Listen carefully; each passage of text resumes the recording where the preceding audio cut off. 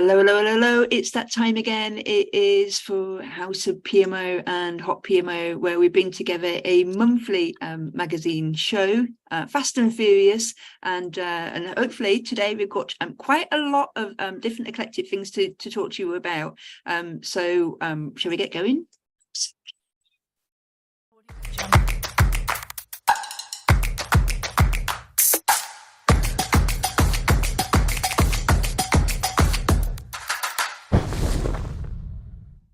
So hello again. It's another month goes by. It's just crazy how quick we seem to now be in autumn in the Northern Hemisphere. We've got another show for you. And I'm on my own today. For people that have joined us before, you'll know that it's normally got the delightful company of John McIntyre and Eileen Roden as well. And that they're out and about, and you'll find out a bit more about that in a second. So today you've just got me in the chair, as it were, pressing buttons and things, and hopefully not mucking it up. But if you're joining us also live streaming in a minute, so you can catch us on LinkedIn, we're on YouTube, we're on Twitter, we're on Facebook, we're all over the place. And for anybody who's joining us in the audience, hello everybody, lovely to see you again. And hopefully we'll give you some things to think about over the next 40 minutes or so. But what we're going to be doing today, out and about as ever, because they are out and about, we'll find out a bit more about them. We've got a new segment for you, PMO Pioneers. We've also got the poll of the month, and we have somebody in our hot seat today, and then we'll just give a little wrap up as to what it is that we've been talking about, and hopefully you'll be getting involved as well too. So if you are out watching it there on social media, please do make sure you comment, because we'll be watching those comments as well, and we'll be bringing you into the show. And here in the studio we've got some of the lovely faces. So hi Alan, great to see you again. It's a holiday weekend, is it, in Glasgow? Lovely. So so the Scottish will be doing their fillings. Yes, I hope. We've got Becca back with us. Hello, Becca. Hope you're all right. Not seen you for a little while. Hope everybody's had a nice summer holiday, and you're ready to to enjoy the session. Okay, so and another one, Rachel, just back from her holidays too. So hopefully you're all back and raring to go and to do wonderful things around PMO. So let's get started. Let's have a listen to Out and About.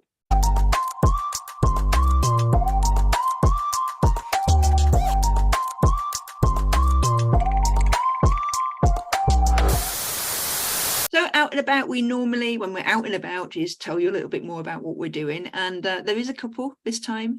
So let's have a listen. Hello, how are you doing? It is John. And Eileen.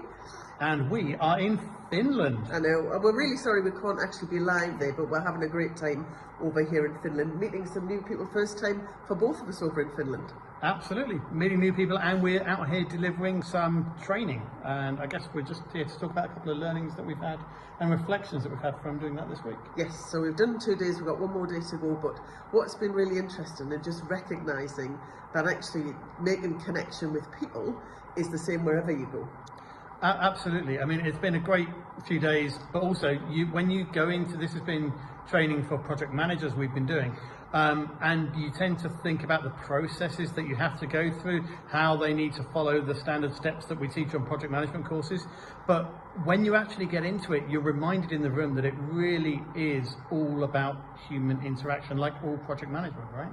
Absolutely. And it's down to thinking about, we were doing a big planning exercises, and we used good old kind of sausage and mash, and realised that actually sausage and mash, it may not be an international dish, but certainly across Europe it just resonated with them, rather than doing some large complex projects. So that worked really well.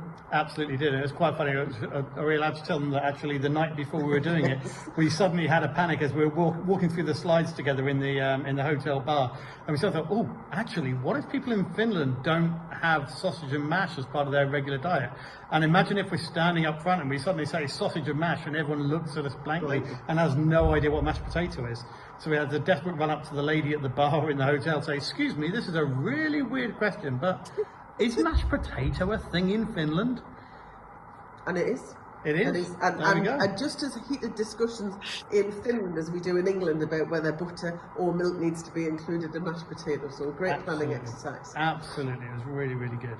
I mean, human-centric is the important thing about everything. So we talked about, we went through the fairly standard models of how you go through the life cycle of a project and the importance of business cases and tracking risk and change and everything. But I think the real power came from some of the stories that were coming out. We were able to share a lot of our stories and our real world experiences. Some of those things, quite small things like making mashed potato, and others really big projects that we've worked on in the past, and sort of being able to share some of those sort of scars and sort of war wounds and experience that's been learned the hard way with them as well. But also some of the ideas from the room, challenges that people were facing real world today that they wanted advice on. It wasn't just about telling them how things work in the textbook. It's about bringing that to life for people, I think. And I think it's really important, when we go out and kind of we're explaining from the PMO perspective, we often start out, and I've said this about before when we're going out to kind of, it's not about telling them what we want to tell them, it's about telling them what they need to know. And sometimes as we start telling them what we think they need to know, we get kind of feedback via questions that mean actually they want to kind of take it in a separate direction. So it's been quite interesting about how we flexed over the 2 days to really be able to answer the questions rather than just tell them what we thought we needed to tell them at the start of the session. Absolutely, that continuous sort of feedback loop is really, really important. It's not enough to deliver training where you're just sort of playing it by rote and going through the motions. You really need to understand what makes people tick, what are the pain points for them, because they're here to learn and develop themselves. And I think that's what separates doing this kind of training from just watching videos online or going through one of these sort of mass online courses. There's still a lot of value to human-led training in the room because you get that real insight and you can pause things and ask questions and look at a different model. And also, when you've got so many people in the room, I think we found there was a lot of expertise in the room as well, people with different specialist skills. So the group we had, as well as people who work on projects, we had people from sales teams and account managers. And engineers. And we're able to bring those ideas together and help everyone in the room visualize how things come together on a large project, which was super exciting. So we've had a good week. I think we can stick a couple of more pictures on. So we'll look at the following pictures and show other ways that we kind of tried to engage with the human side as we went through the training. Absolutely. Enjoy. See you next month. Bye. Bye-bye. Yeah, and as you can see, this is John, loves to give out the sweets, loves to give out the toys, things for people to fiddle about with while they're actually learning. And I think I think for them, you can probably tell the excitement of actually being back in a training room and doing things with people in that kind of setting. It's a great reminder, really. I mean, one of the, obviously, a service that many PMO people do get involved in is actually running training or workshops for their own people within their organisation. Yeah, bangers and mash and sweets, absolutely. But I think it's it's an interesting one in terms of, both these guys have obviously done, professional training for other organisations, but also both of them have done training courses in-house when they are working as PMO people. I just wonder if anybody on this session here today is, actually in the process of developing some courses, or has got quite a lot of experience already in running them in-house, and the ideas of, like, what do you do in order to be able to tell them what it is that they need to know rather than what they should be knowing. But yeah, I mean, they're off having an interesting time in Finland, especially after they found out that the airport went on strike and Eileen didn't have any clothes to wear for the next day and the first day of training. So she had a bit of a mare. However, we'll see them again next month. So I've also been out and about. Well, kind of. I've been out and about at home for a couple of days because I actually got some chance to do some training myself. I've not been in a classroom for a little while, so I actually saw this as a bit of a treat for me. Yeah, it was a virtual course and not actually in person, unfortunately. I would love to be back in a real classroom. I really love the whole thing of, being in a room with other people, but also getting really nice lunches and cakes and things in the breaks. But this course was a new one from PMO Learning, which was about the value streams and the PMO.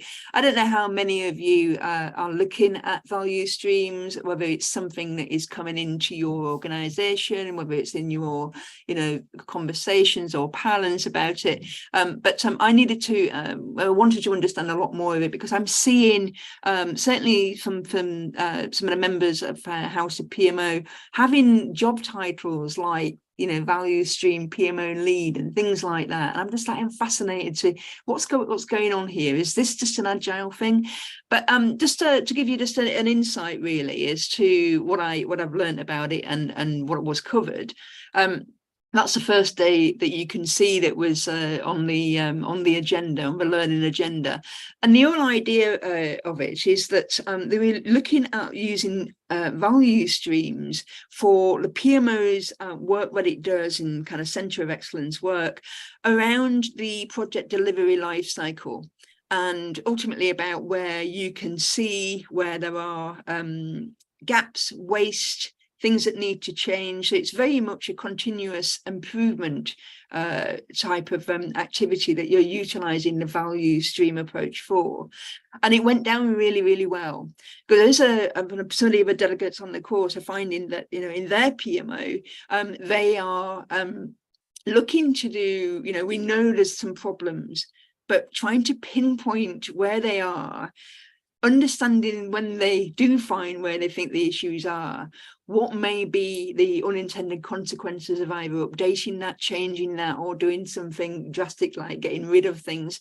So it was a really interesting, I suppose it's a visualization of, you know, where you're wanting to make improvements in your organization. So it's fascinating. And one of the things that went down really well was this whole concept as well about the learning PMO, but I'll tell you about that in a little sec. So the second day, focusing slightly different, which was more about the PMO being able to utilize some of the lean approaches, which is where value stream comes from. It's not an agile thing, it's actually a lean comes from lean manufacturing.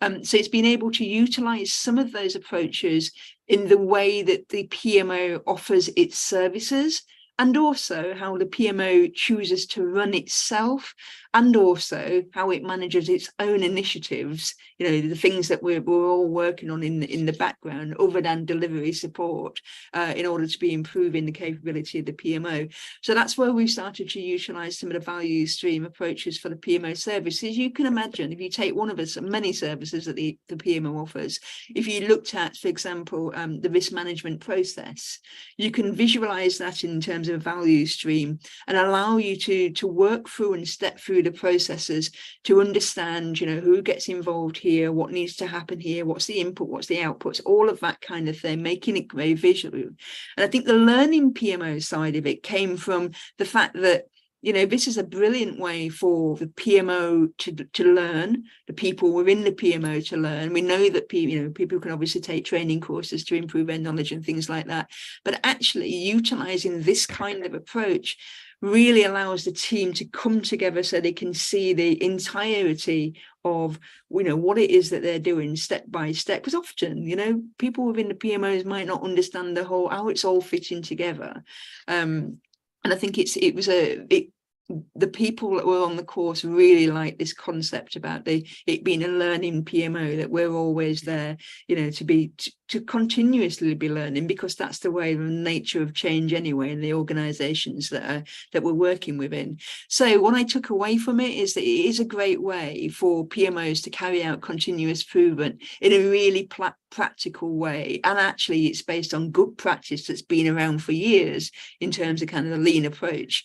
So it takes it away from, you know, we talk a lot in PMO about continuous improvement, but what do we actually do, and how do we do it, and how do we choose what it is that we're going to be improving? And this is actually giving you a way to really do that, and to do it well, and to do it, like I say, based on established processes. What I really liked about it, for me, it felt like it was something where actually the PMO can really start to do something about lessons learned. So rather than just doing that recording, or what do they say, that there's lessons recorded, this allows the PMO to be able to use the lessons learned, whether it be in report form, but comes into their backlog and comes into their kind of value streams for continuous improvement. I really like the idea of that. And I think it's it's something where the PMO can finally start to say, look, we do things with lessons learned, and this is how we do it, and this is how we get things into the backlog, and this is how we'll actually start to see some improvements from those lessons that we've been learning. So it's a really interesting switch, I think, in terms of the PMO being allowed to turn around and say, we've got an approach for this that works, it's tried and tested. What's also interesting when we see stuff like value streams written out there is that people automatically think that it's an agile thing. It's not. It's definitely a lean thing, which for many of you might be already familiar with things like Six Sigma. It falls more into that camp than it does into anything else like SAFe or Scrum or any of that kind of stuff. It does bring in some of those things because, you know, Scrum does take things like the Kanban, but it is very much about making improvements and increasing performance, whether that be in individuals, in the process, in the organization, whatever it might be. The other thing that this value stream brings for the PMO, it gives them the opportunity to develop metrics. And I think we all are very aware of this whole thing about the PMO not adding value, or it adds value, whatever it might be. This whole process and being able to visualize the whole flow of work really does allow the PMO to put metrics around some of this stuff that they can then utilize and demonstrate and show exactly what it is that they've been doing.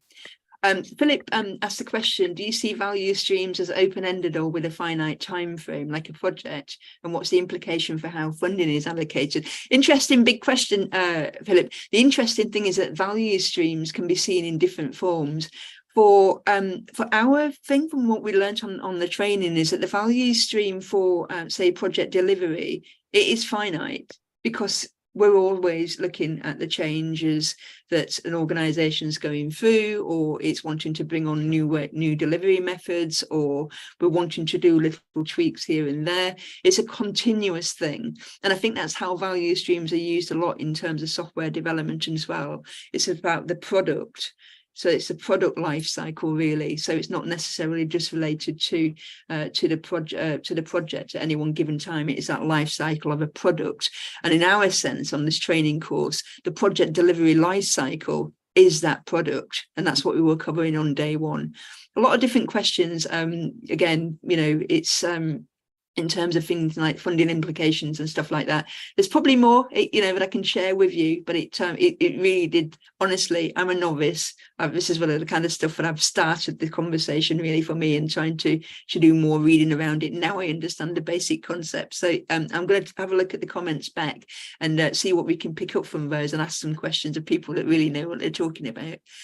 The other thing that was also covered in this is about this whole concept around OKRs, which again, I think we've touched on before at the House of PMO, and we do have a couple of sessions if you want to delve into the library about them.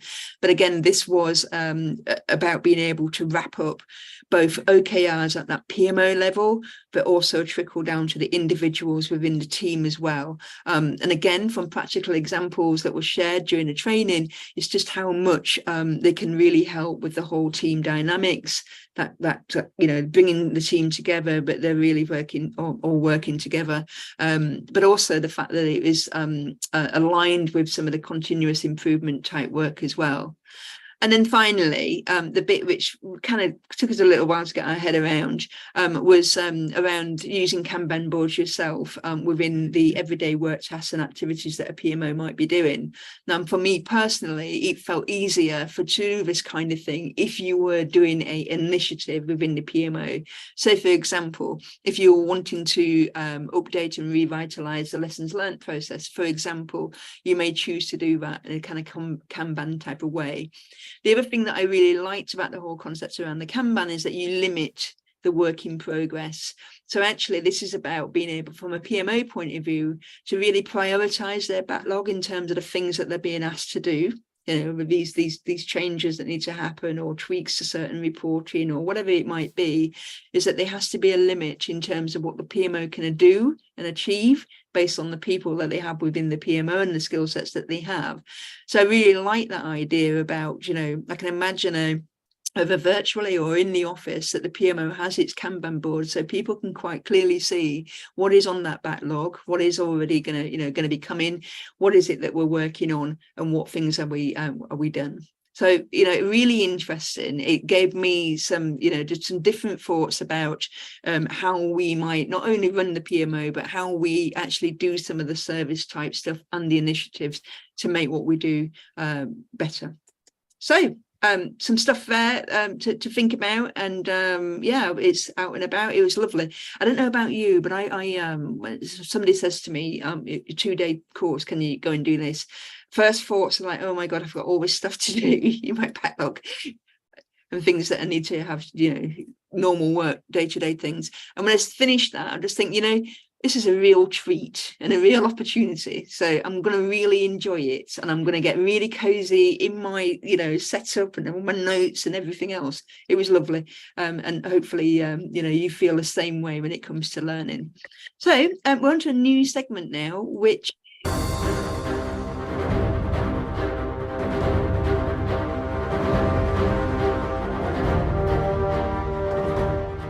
hope you like the kind of Pirates of the Caribbean type thing here. But PMO pioneers, what we wanted to do, what we're saying about this is some of the research that's coming out that is specifically touching on PMO, or you know, published works, or you know, anything where we can get some insights where other people are sharing. There is a journal called PM World Journal, which comes out on a monthly basis. You can do a search for it and sign up for their monthly e-zine newsletter that comes out, which points you at some of the research that comes out around project management. It includes lots of other things as well, like book reviews, and it also gives real practitioners an opportunity to put together a paper of their own. So not necessarily something that's embedded deep in research, but these are people that just really want to share and give highlights to some of the work that they're doing. And this one here comes from it's a higher education setting based out of the States, and it is about a PMO which includes project managers within it. It has been a PMO that has been in place already for 8 years, and then a new director was appointed. There has been a problem with some unexpected personnel and organisation changes, which meant that there was a need for the overhaul of the PMO function. So first step for them was about doing an internal questionnaire to see what was going on. This is what they found, and some of this stuff probably feels familiar, looks familiar. There wasn't enough staff in the PMO. There was people leaving, not being replaced. The projects that were currently being managed weren't being managed consistently, and certainly not to the kind of level of standard that they think was required. There was a lot of uncertainty in what was expected in project delivery by the people that were actually delivering the projects. The standards that they had in place didn't allow enough flexibility in project delivery. So this thing where, you know, project managers should be allowed to bring in, you know, some of their own ways of doing things. So thinking about that difference between what absolutely needs to be mandated, and then where's the other aspects where the project manager brings their own professional judgment into delivering that project. So not enough flexibility. And then there was the people not really understanding what the PMO was there to do, so not sure about where the PMO could actually help, and you know, to overcome some of these things. Familiar? Sounds familiar? Probably to a lot of you. You probably, if it's not now, it's probably somewhere where you've been before. So in delving down from their questionnaire, then they were able to pinpoint some of the problems. So some of the problems, for example, were they felt that they had to restructure the PMO because there were quite a lot of tensions with the IT side of the business. A lack of clear definition of what constitutes a project. This is a very common one. A lot of organisations have this same problem. Project initiation process was too complicated. So trying to get through those initial project requests and getting new projects kicked off, far too complicated. Not all the projects in flight were part of the project portfolio. I think that's a fair one to say, that people have got their own pet projects and we're keeping it out of the normal governance type of life cycle process. Again, you know, something that we're all familiar with. Taking too long to scope the projects.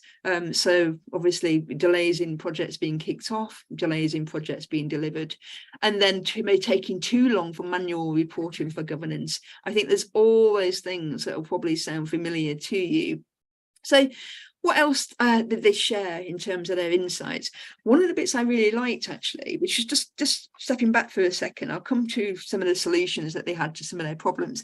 But one of the things that they said within this paper is that to set in this context that everybody within the PMO had a certain service level, which is what we find commonly when organizations and PMOs are more service-based, so they're offering service to their customers.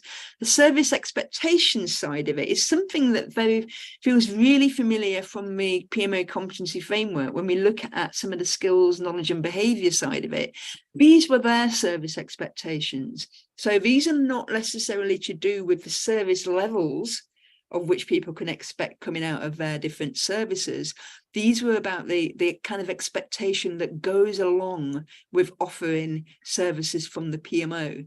And again, some of them really familiar because we have a similar kind of thing with the PMO competency framework about how you're working with people, how you are dealing with problems, all of that kind of good stuff. So I quite liked these are the 7 of them. I think there's about 12 in the paper, so you can go and have a look at that paper. All you need to do is just do a search for PMO World Journal and you'll be able to find the PMO paper that I'm referring to here. And if you want to go and have a look at some of the things that they wrap around what the expectation level is when offering services from the PMO. So finally, from their fixes, I mean, I don't think we're expecting anything that's just going to be like majorly like, wow, I've never really thought about that. But, who knows? Here's how they managed to fix some of the things that they did. So they moved from the manual to the automated processes. They streamlined the project request process. They joined up the processes with a PPM tool. This is a biggie. They started to do a lot more automation by utilizing PPM tool technology. They were utilizing Excel, Access and PowerPoint and PDFs beforehand. And it was, again, building the case for the PPM tool, which allowed them to do a lot of the, remove the manual effort.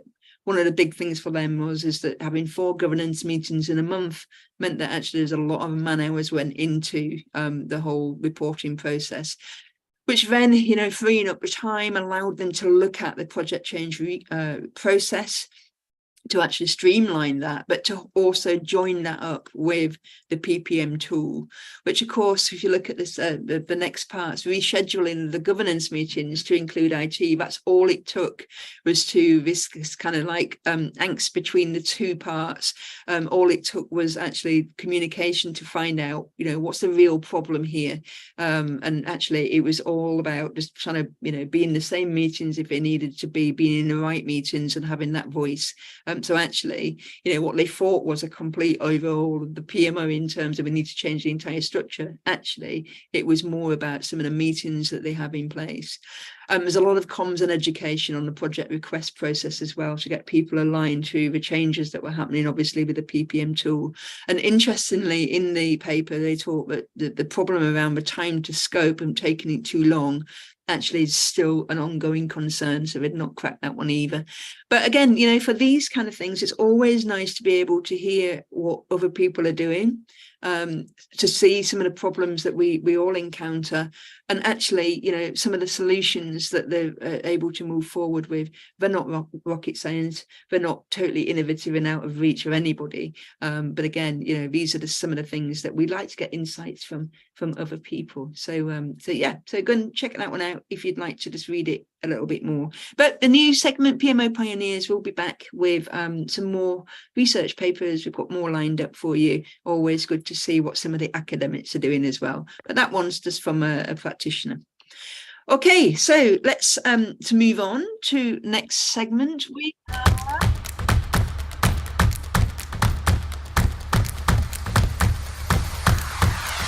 It's PMO poll, and this one is about AI. We've got a poll running on the website in a minute, and this comes from a session that we did just before the last HotHouse, which was about trying to understand what PMO people are thinking around the AI bit. And we wanted to know about, what were they thinking about if we could automate change, just as we've seen in terms of some of the manual things that we do.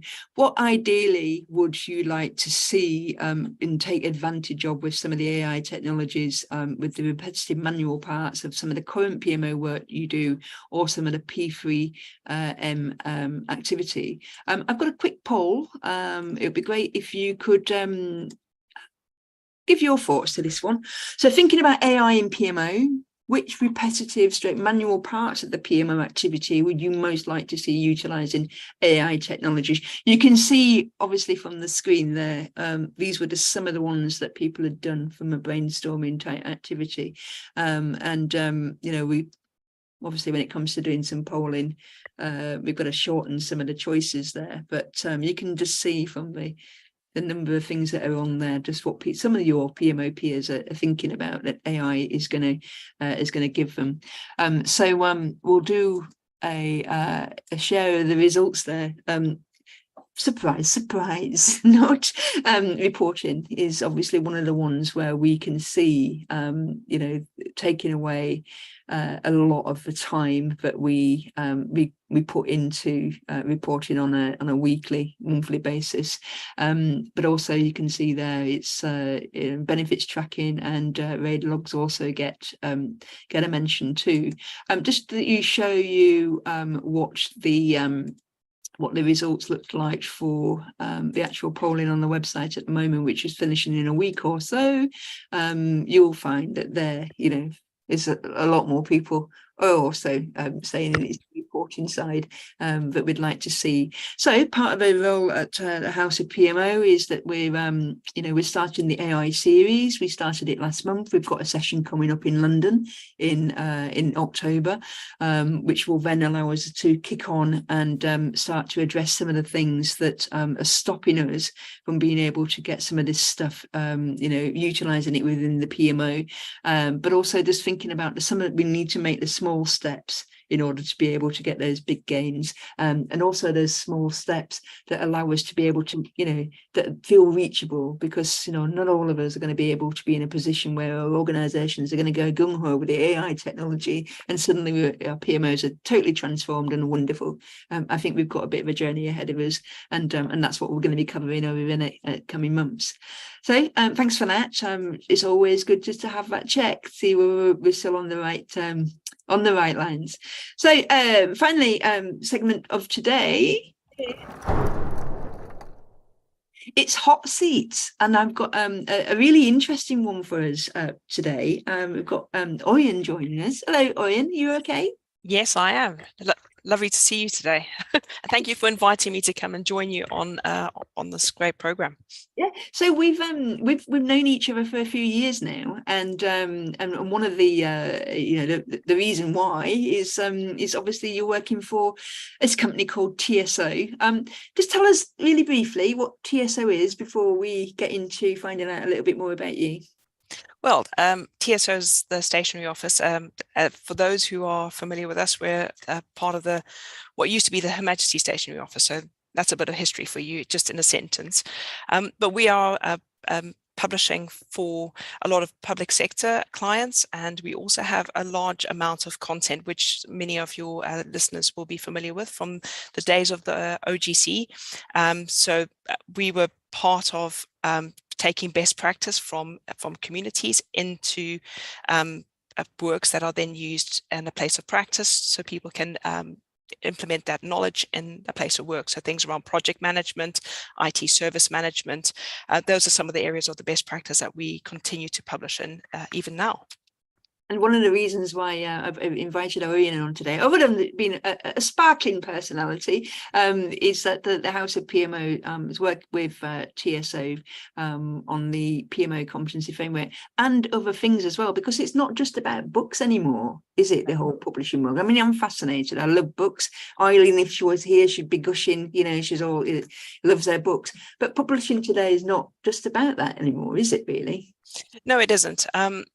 You know, as I look across the many different portfolios that we publish in, so you'll know some of the content that we publish that you will see in other places. So, for example, we publish the highway code for the DVSA, and from that content, we now have so many versions of learnings and applied knowledge that people can tap into in different ways, so that you're actually helping support people through their journey. So you're thinking about the outcome of what people are trying to do with that knowledge, and you're providing the knowledge to them in different formats that they can access. So whether it's a book, whether it's a short training course, or whether it's an app, all of those things are effectively content. And that information is what will be used to underpin the skills that they're trying to build, or the objectives that they're trying to accomplish.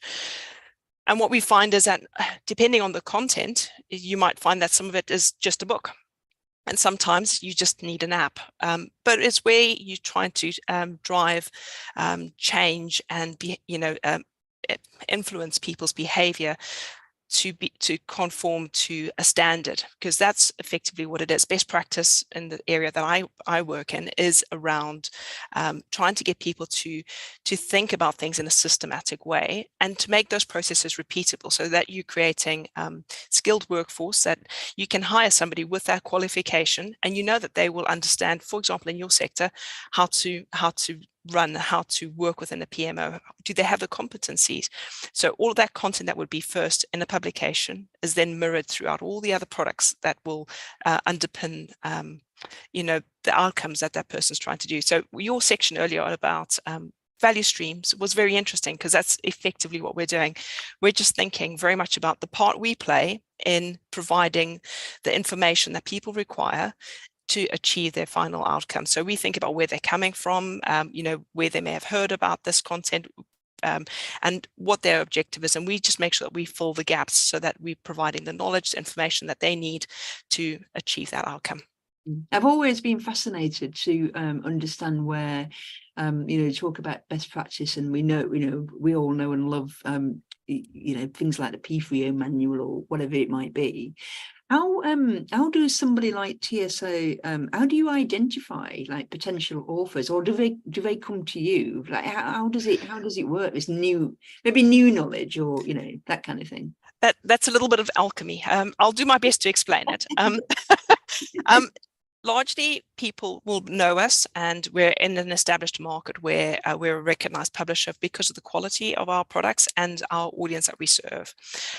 So being a leader in that market takes generations and decades of reputation, and just consistent delivery, and making sure that we're putting out things that people will use and need for their roles, or for the purposes of that content, shall we say.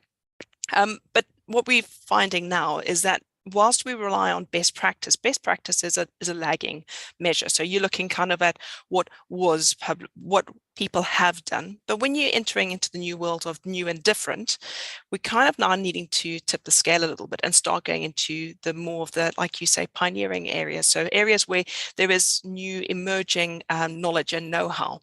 So there's a delicate balance to be had between those. So sometimes people do approach us, and we will evaluate, the size of the audience. There's a lot of research that will go into it. And that's largely the role that I play in business development. I'm not business development as in looking at a sales necessarily. I'm looking at the growth of the products and portfolios that we're serving, or we're introducing to our portfolio of products. So that's identifying who are the sort of thought leaders, keeping your ear to the ground, considering what are the needs of a business, or the needs of society in general. Like, what are the pieces that what is the content, what is the information that people are reaching out for, what are they trying to accomplish, and where are those gaps? And once we kind of weigh those different factors up, no different to how you would have a go, no go decision when it comes to whether you would kick off a project. In a similar way, we have that similar process in our business. We bring the right people to the table, sort of collaborate together to create content that will meet the need of the audience that has that demand on that information or that knowledge. And then we'll also seek to make sure that we build relationships and partnerships within the ecosystem where that content will be feeding into. So it really is keeping your ear to the ground in more than one way, both with our existing clients within the public sector, private sector, but also keeping our eyes and ears open for the new and different things. Now, the first thing that I will say is we have been approached, and we sometimes get many proposals, as publishers do. And I think in the day of AI, there's a lot of questions around, oh, everybody has a book in them, as long as I give my idea and I can quickly whip something together. I will say that everybody has a role in creating content and contributing towards content. However, not everybody has a book in them. Everyone has their story. Some stories need to be shared and told and can be used to leverage, bring the centralized thoughts of a community together. And some people have a real skill in being able to put that to paper. Whereas there's others who maybe have a very good critical eye and are very good as reviewers. There's some which would contribute towards workshops and discussions, others who would contribute to different places. And it's just finding out getting the right mix of who comes together for a project to deliver, and in what ways that people do interact with content, whether that's a publication or a training course or whatever form that content will take as it goes. So we do encourage people to interact as best as possible, and don't be offended if we say, well, maybe this one isn't quite where we're seeking, because there are many forms of publishing out there. We have the reputation we have as a publisher is because of that quality standard and the sort of bandwidth that we're seeking from anybody that we're wishing to publish for. So by all means, do reach out, have a conversation, because if anything, the skill and experience we have, even if we are not your publisher for you, we want to make sure that it's a right fit, because it has to be a win-win situation. And I'm always willing to have conversations with people who do have ideas and want to do various things with content. But you've got to go through the whole process of qualifying whether that meets the need, it's of a standard that other people will accept, and it's got an audience, a market. So all of those things do play into it. So it's quite a complex arena for us to consider. Okay, right. Well, I'd be interested. Does anybody else think that they've got a book in them after what you've just heard from Owen? Just really briefly, Owen. So you said that you actually work in a very project way. Just really briefly, have you worked on something really, recently that you really loved doing? Well, for two reasons, I'm going to speak about something. I have this week just been involved with the Telehealth Awareness Week, and so there's some content out there that speaks about a product that we've taken recently to market, which is TSIM. So TSIM standing for Telehealth Service Implementation Model. It's a telehealth framework, so that's where you bring the clinical and the digital pathway into a standardized approach. So that framework that was created began as a method of working within the Medical University of South Carolina, MUSC. They have a telehealth facility, and this was their best practice that they were using within their organization. They then have begun to expand that across into other areas and spotting it from a distance. So that was through research, keeping an ear to the ground. We approached them and said, look, this is really fantastic. What are you going to do with this? Have you considered publishing? And then that became a publication at first. And from the publication, we recognized that knowledge would be very flat if it was just in a publication. So we've now extended it into creating a training course, which will then continue to build the content out, and now makes it a lot easier to sort of disseminate that knowledge. And that really is that full life cycle of development, from sort of ideation all the way through to delivery. And now that course is available across the world for people who are seeking to implement telehealth. Now, what I found interesting with that project, and this is the second reason I mentioned it, is that it's so similar to the way that the PMO would approach things. And it does make me think that in a lot of areas, best practice from one area quite often bleeds into best practice of another area. And that's the beauty of working in a publishing area, where we see different sectors speaking about,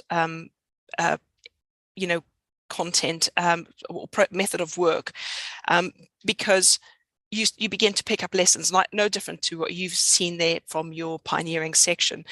I think there's probably a lot of crossover between sectors rather, that can actually help embed best practice in other ways. So, you know, I love that aspect of my work of taking stuff to market. We also have other exciting new products coming out to market. So we have something coming in the pipe for digital transformation.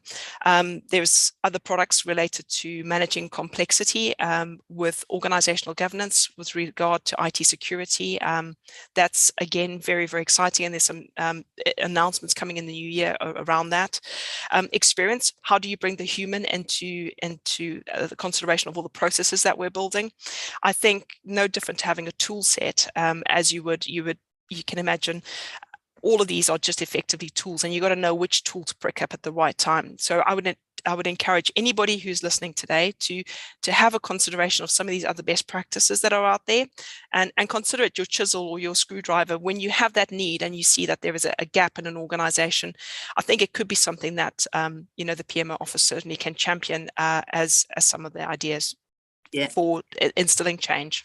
Yeah, it's interesting because we have a section here actually at HotHouse, which is called Steel with Zeal, which is actually about looking at other industries and seeing what we can pinch. So I'll look forward to having a look at that one and see what we can nab and share at a future HotHouse. So thank you very much, Oyen. If you have got a book in you, you know, she's just said you're more than welcome to get in touch, be inundated with proposals.